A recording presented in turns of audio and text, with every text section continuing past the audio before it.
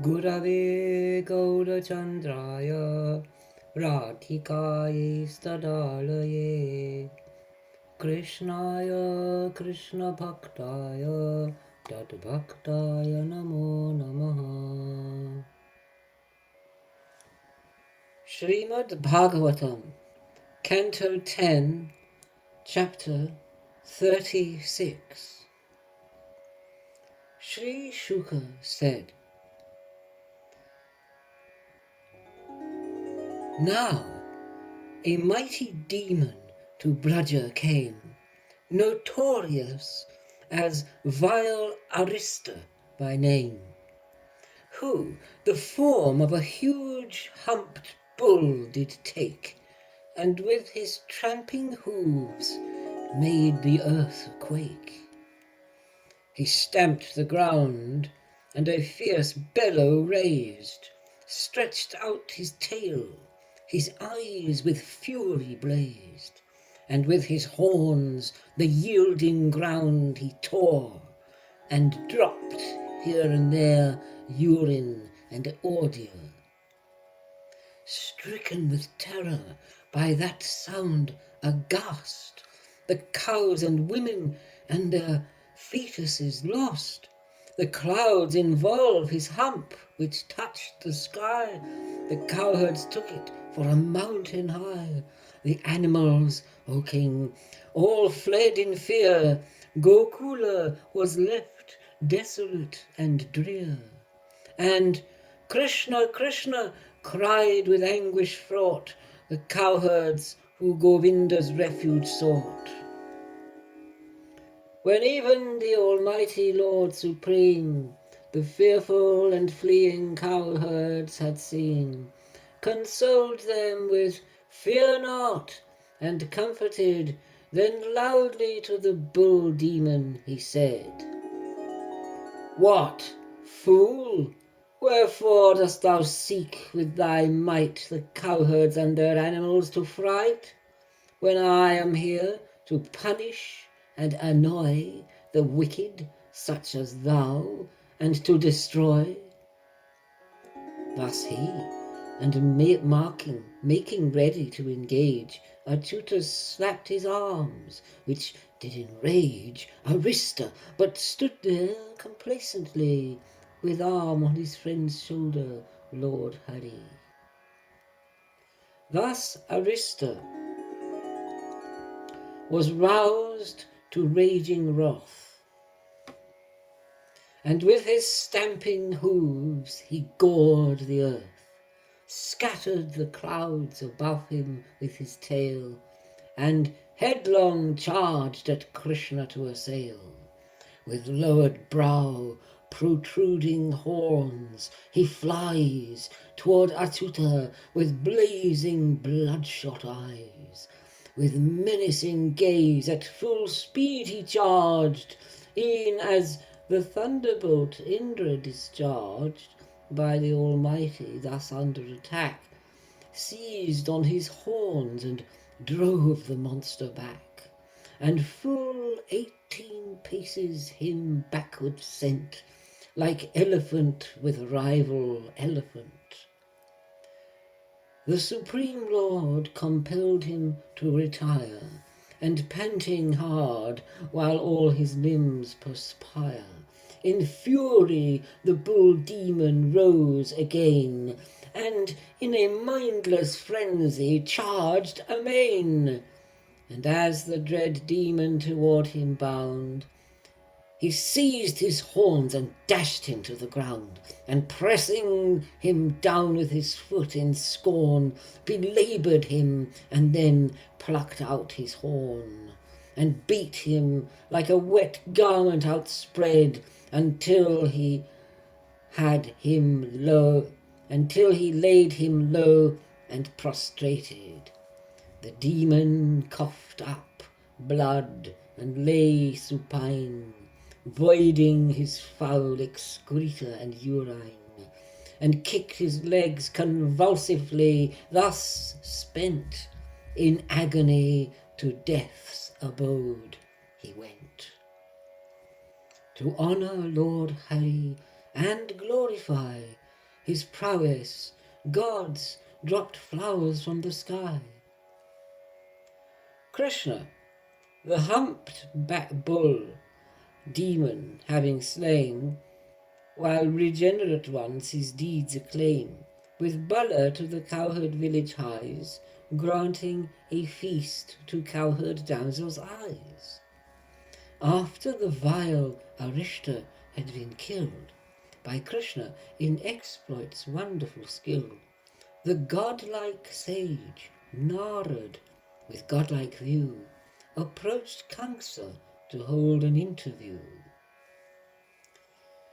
A female child Yashoda did bring forth, and Krishna from good Devaki did spring. No, a female child did Yashoda forth bring, and Krishna from good Devaki did spring. Rama is the son of Rohini dear, whom Vasudev, their father, out of fear, confiding in cowherd Nanda, his friend, did the two boys to Nanda's care commend. And the followers that you have sent there have met their fate, and been slain by this pair. The Bhoja prince, on this speech having heard, was out of measure wrathful and perturbed. He raised his trenchant falchion, raging still, intending noble Vasudev to kill. But Narad did remind him and restrain. It is his sons by whom thou shalt be slain. Therefore he had the couple confined, and did with chains of iron the pair bind. When godlike Narad had departed thence, Kamsa consulted Keshi for defence, and gave the order, go without delay. The brothers Rama and Keshava slay. Then Mushtika, Chanura, at his call, Shala, Toshala, gathered in the hall. To his ministers and elephant mount, the Bhoja prince gave of affairs account. Ho, Chanura, thou brave, mighty hero, and thou the valiant Mustika, ho! Hearken ye both to what I shall confide. In Nanda's cowherd pasture land doth abide the two sons of Anakadundubi, called Rama and Krishna. By fate's decree, my death from these two has been prophesied. I have always upon you both relied. Therefore, contrive some means to hither bring this pair on the pretext of wrestling.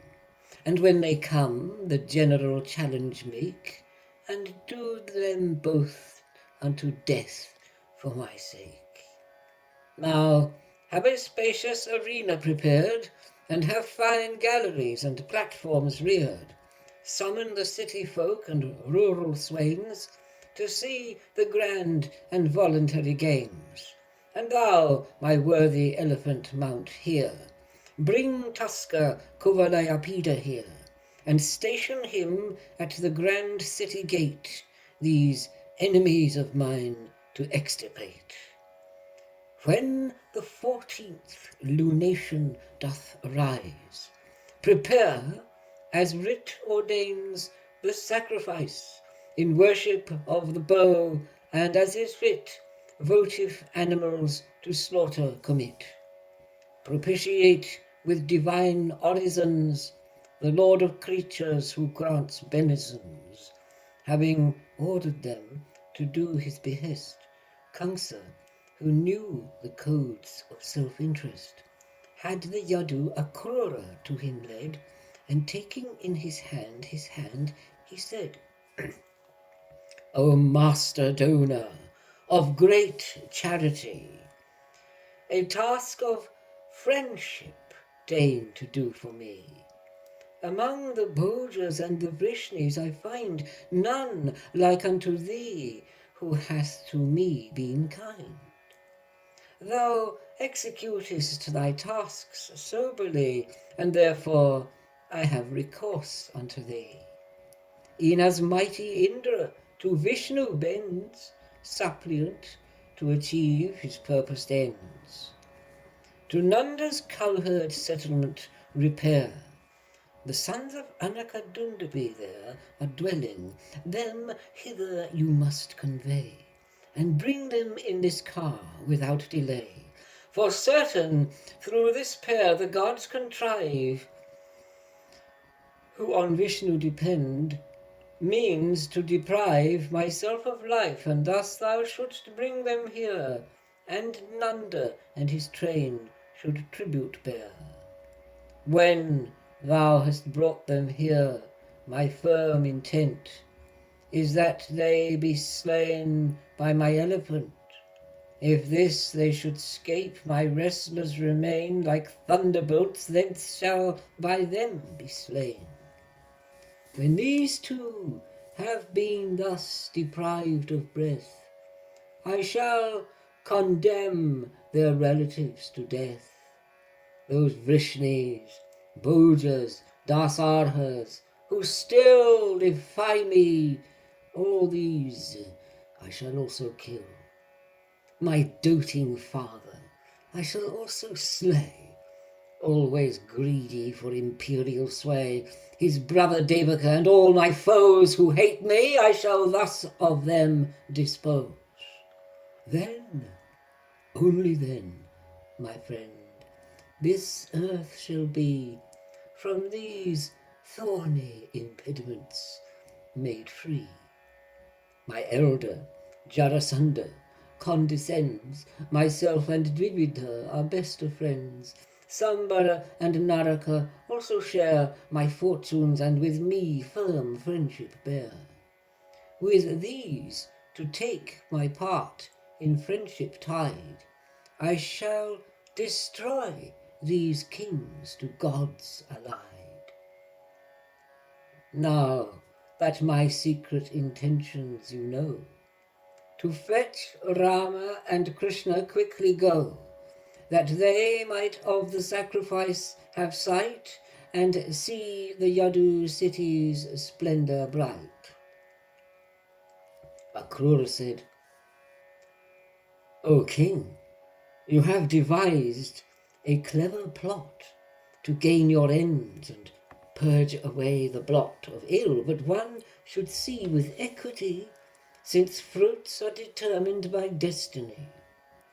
A worldly man acts as desire bids, though destiny his cherished hope forbids, and therefore reaps of woe and happiness. Yet I shall do as bid, nevertheless. Sri Shuka said, thus having urged Akrura to this deed, dismissed his ministers with all agreed. Then Krishna to his own, then Kamsa to his own chambers repaired, and wise Akrura also homeward fared. Thus ends chapter 36 in Srimad Bhagavatam, Canto 10. The text, beloved of swan-like saints, sung by the son of Vyasa. Now, chapter 37. Sri Shuka said, no, first there's the argument. And now, my patient, gentle reader, hear those themes that in the next canto appear. Keshi's destruction, Narad's augury, vile Vyoma's death, and Krishna's friends set free. Sri Shuka said, meantime to Braja Keshi held his course. On Kamsa's hest, as a colossal horse, with speed of mind he came in full career, and tore the earth, and did his mane uprear, which scattered the clouds that around him hung, and off their course the gods' chariots flung. His raging roar the terror amplified, and all were struck with fear and petrified, observing his cowherd companion's plight, and how his horrid neighing caused such fright, and how Keshi approached him to assail, and how the clouds he scattered with his tail. Krishna called out his challenge to defy, and Keshi roared like lion in reply. When Keshi heard that challenge to engage, he rushed with gaping mouth, consumed with rage. As if to swallow up the sky, he tried with his forelegs to strike the lotus-eyed. But the inscrutable Lord dodged his kick, and seized him with his arm, dexterous and quick, and playfully around and round he whirled, and to 100 bow-length distance hurled. E'en as the son of Tarksha casts away a snake, the Lord stood ready for the fray. Reviving consciousness, he rose again, gaping Keshi at Hari charged amain, but with a smile, with his left hand he smote, and thrust his arm down into Keshi's throat, e'en as a serpent doth slither and roll, and enters into a convenient hole. Merely at the touch of the great Lord's arm knocked out his teeth, which felt like hot iron. His arm within caused Keshi's guts to burst, e'en as a distempered stomach unnursed. Thus Krishna's arm the swelling did augment, asphyxiated by blocking the vent. With leg spasms sweat, eyes rolling around, he voided order, then fell to the ground. The strong armed from Keshi his arm withdrew, which seemed a ripened burst melon to view. Without the least of pride, his aim fulfilled, at thus with ease the demon having killed. He then received the worship of the gods, who poured down flowers from their bright abodes. And now, O King, Narad of godlike fame, the foremost devotee to Krishna came, who acts wonderful deeds unceasingly, to consult in a private colloquy. Sri Narad said, Krishna, Krishna, immeasurable soul, the Lord of Yoga, ruler of the whole, Lord Vasudeva, in whom all abide, thou master of subtleties and their pride. Thou art the self in all creatures enshrined, the hidden spark of fire in wood confined, concealed. Thou art lodged in the heart's recess, as the indwelling spirit and witness. Thou great being called Mahapurusha, thou art the supreme ruler, Ishvara. Thou art resort of souls and antedate, thy power doth the gunas three create. Whence springs up all this, and thine every wish thou spontaneously dost accomplish. From thee each creature and nature evolves under thy sway, and into thee dissolves. Thou art that he who verily, I say, hast made descent to punish and to slay the Daitya host and the Pramata brood, and to afford protection to the good. This demon, who did the horse form assume, hast been slain by thee to our great fortune, who had brought terror when he raged and roared. The unblinking ones fled heaven and deplored. On the day after tomorrow, you will strong Chanura and vile Mustika kill, and all the wrestlers and the elephant, and Kamsa shall to death's abode be sent. Thereafter the conch demon you will slay, and shall the Yavana invader stay. Mura and Naraka shall meet their end, and you shall to Indra's heaven ascend. And Indra's presumption you will defy, and take the Parijata from the sky.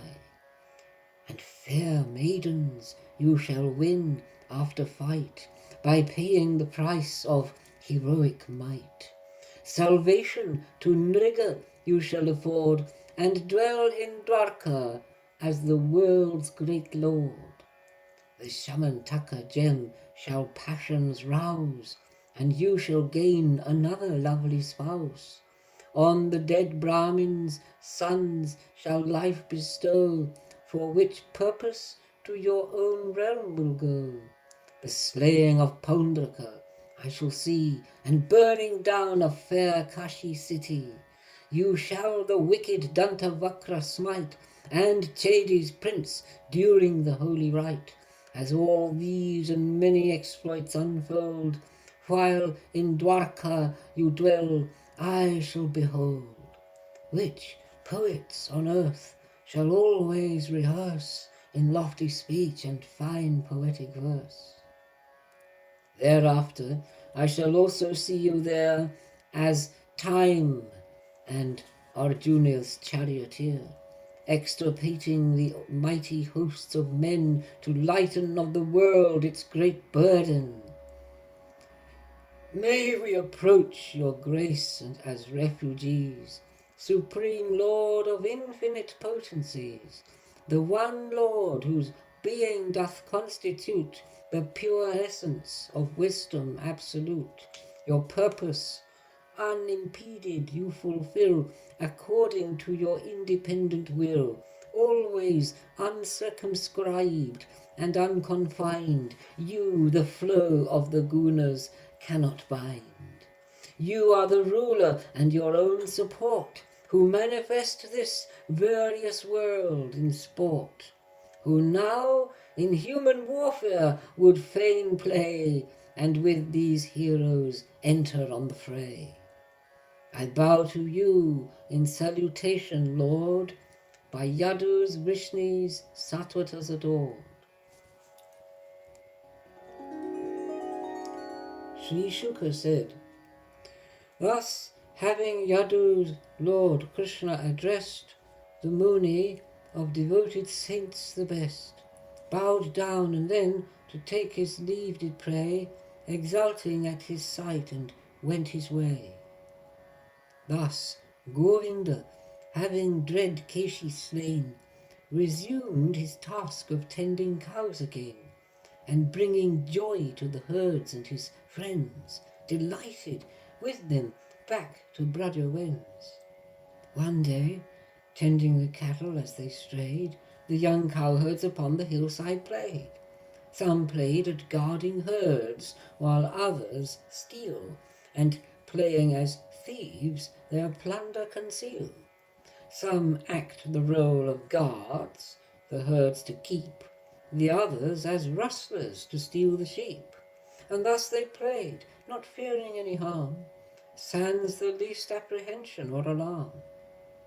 Then Maya's son, Vyoma, the wizard came, disguised as a cowherd in form and frame.